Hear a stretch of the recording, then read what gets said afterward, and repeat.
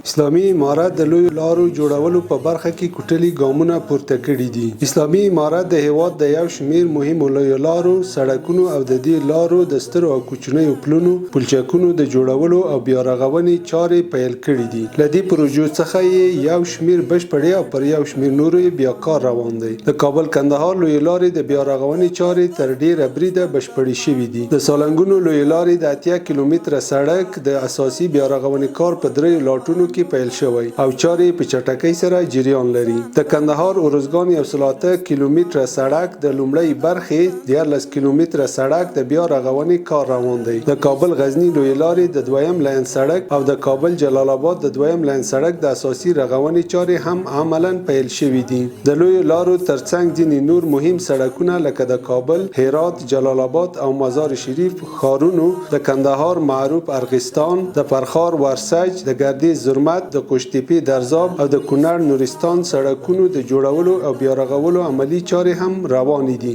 له دې سړکونو څخه د فرخار ورسج د لومړۍ برخې 15 کیلومتره سړک او په نیمروز کې د سرشیلې 300 مترو په اوږدوالي پل چارې بشپړې شوې دي. په دې پروژو کې زرګونو هیوادوالو ته په مستقیم او غیر مستقیم ډول د کار زمینه هم برابره شوې ده. د اعلی قدر امیر المؤمنین شیخ صاحب حفظه الله د حکم پر اساس د لوی لارو په اوږدو کې 15 جوماتونه هم جوړیږي چې له دې جملې د کابل کندهار پر لویه لار د 5 جوماتونو عملی چارې پیل شوې دي.